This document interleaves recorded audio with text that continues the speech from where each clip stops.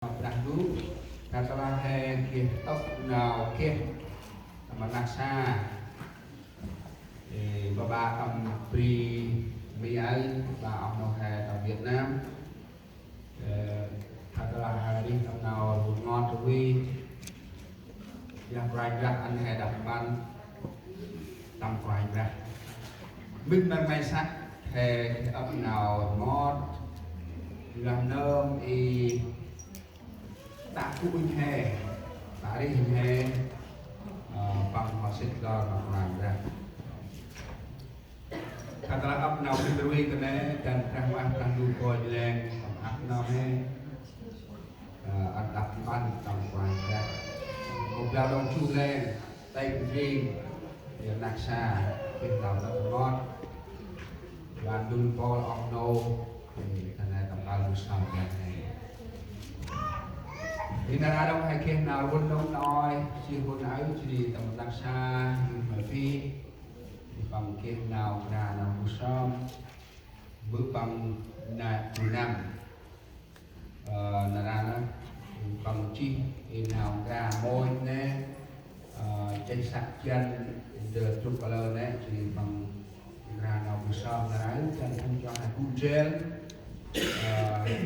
mình là bằng rạp phương về ra đó thì là bằng mà nào này ông thanh niên đằng ai anh ở đâu hè anh mù rêu thì mình ta bằng xa hè ở bên nào mù thì cứ mình quay cứ mình lo na cả khu ta hè của nó hay là hàng bên ô rồi ở hè thì nào quá rồi ta hàng bên mỗi lần chúng ta gặp gia đình một người khác có xảy ra trong đó người thân mình thì chúng ta vẫn là người giúp họ an ủi khích lệ với nhau.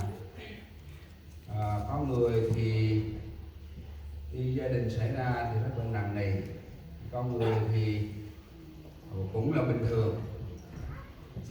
Vì chúng ta có trong hội thánh nhiều người luôn luôn tôi thường kêu gọi nên chúng ta hãy khích lệ nhau và an ủi nhau. Vì lý do đó chúng ta có hội thánh để có nhau và khích lệ nhau, an ủi mỗi tình huống xảy ra trong đời sống mỗi ngày.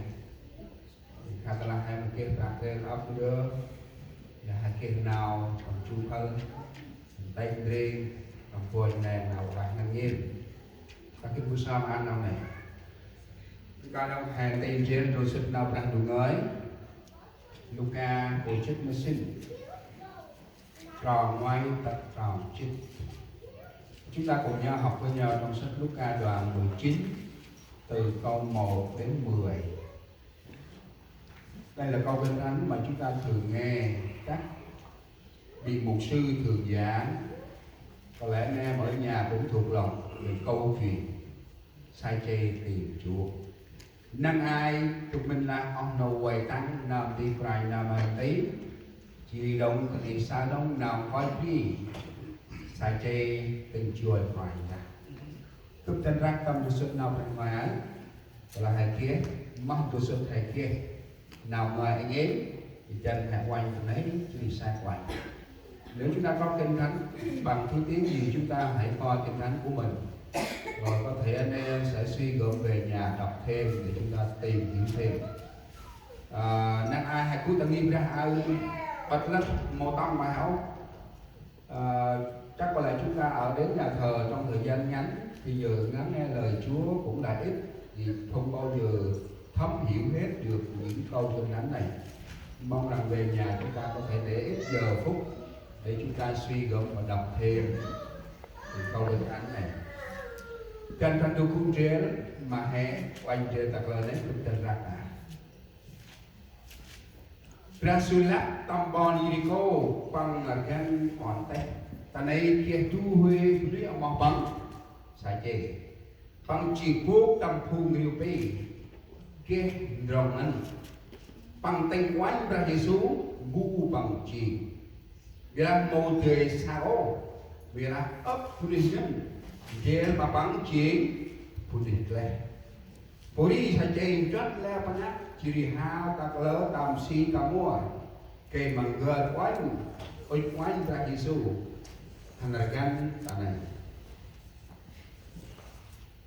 ra Giêsu tắt tan bọc lấy bằng gờ mặt quái mình chỉ lại hơi sa chê trên cưa nhom ra nà áo cướp ra cúp tại chè mai sa chê trên nhom rom ra Giêsu mà nào mà ấp đi sai nào đấy lợn ngoài bốc xí chỉ lại bằng ai lá cúc tầm nhị phụ nữ kia nào đấy Ori saya cakap sang tanah nak pandai sila, pandai. Al kup anggur jap je kup mahu ai. Jadi tanah kup kiasa jap je pu. Tầm lét tí kup mà đất mà thành bắn pon đất ấp lên.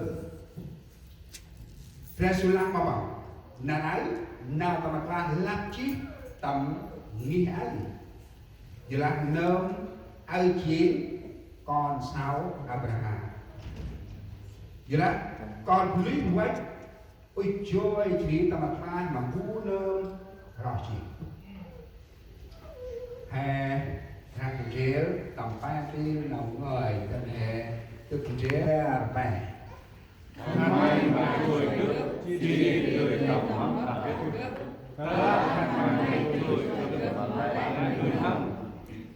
nào cũng nhắc chồng. You will see me finally when you defeat with all your heart. Nào dân không? Các ngươi sẽ tìm ta và gặp được khi các ngươi tìm kiếm hết lòng. Hãy ta bằng ngạc đến nào mù sòn. Chết mà phải. Ai chính Joseph nào rằng đủ người chết ân mà phục con lại Israel. Là nông này phục con lại Israel khăn bằng hôm tình chua ngoài ra. Vì hả đấy ta nông này đông. Bằng một hôm kết chua ngoài ra đông. Hả đấy át dương bạc mà bạc rụt. Tầm môn na chỉ mi chỉ ngoài nằm bước lo bước mà con là Israel năm nấy nông nấy khăn bằng một hôm kết ta dương mà bạc rụt. Joshua Alex khăn bằng chế dơ ân tì mà phục bằng lại Israel kê mà khăn bằng kít tầm năm ý quài nằm bước lo Jeremy ai bước ngói mà phục bằng lại Israel khăn bằng chua đó quài và khăn bằng màu chua mà lẹ như hồng khăn bằng tình chua đóng quài ra và khăn bằng linh joy mà nào đi chiên lại sắc rồi tâm ban mà hè là đấy cũng tâm premium nào kế tất thì mình mà dần là áp lực mỗi người chúng ta ở nước Mỹ thì không còn thì giờ để chúng ta tìm kiếm mặt Chúa áp lực vợ áp lực chồng và áp lực con. Mỗi người chúng ta đều mỗi công việc riêng. Sai con hay ôm ôi phương ra ngoài tất là vậy. Và chào cực Heli nhà tì tè nhô tao ngon ôi thì mô cái này hạt thì cực sẽ mà bự hãy nghe các bạn ôm con đi mà nó nghe ôm mặt và bà tức trăm môn hành đi mình bưng chân cả đi đông tụi mình mà con hạnh phúc bắt đầu từ 5 tuổi là họ đã có công việc làm, tức là mỗi người đều có áp lực riêng. Đông mà phải nào đi đông mà quân nào hay là phần nào trực, càng học cao bao nhiêu và càng làm việc có lương bổng bao nhiêu thì sự áp lực càng nặng bao nhiêu. Thì giờ chúng ta để tìm kiếm mặt Chúa thì không còn để chúng ta được đi nhà thờ một cách bình an. Dù chúng ta đang ngồi trong nhà thờ này nhưng lòng chúng ta bất an. Thật là hai cú tâm nghi ra ấy và nuôi năm hết màu đậm bằng mà mười con đi làm được chết no mà mày bị chết no mới để hẹp vậy quay bạc nhà băng buộc hai đưa hai tầm nghi tim xuân bạc ghê chỉ đi đâu nào pin y chi sắc áp tiền mỗi đầu tháng chúng ta hãy coi là trong nhà băng được còn bao nhiêu. Đó là cái áp lực không còn thì giờ thì chúng ta Việt Nam đến là thật. Jadi mong ana ông đưa ông nào hè rồi xuân Jeremy còn ra chân chiến còn chết mà bé nào phải đang cắt gấp lẽ ngôi chê khẩn mấy mà chơi gấp chỉ đi đời tầm mất đạt gấp ta là khẩn mấy tình chơi mà bự lẽ nuôi thầm tình chơi mà lẽ nuôi thầm bằng một là ô ta là khẩn mấy tình chơi gấp mà cực giờ lẽ nuôi thầm các ngươi sẽ tìm ta và gặp được khi các ngươi tìm kiếm ta hết lòng, không phải là nửa lòng mà hết lòng thì chúng ta sẽ gặp được Chúa chúng ta. Chân chân chúng con đi ra rị buộc hay tì ôi à tình trôi quanh ra như là đấy việc nào cũng nó là cũng là so thực ra cái này để nào dân là tìm kiếm Chúa thật lòng tình trôi quanh ra thì lại mà nó lẽ như không chụp lại ta đó chỉ tình trôi quanh ra hay là này nara ông nó hay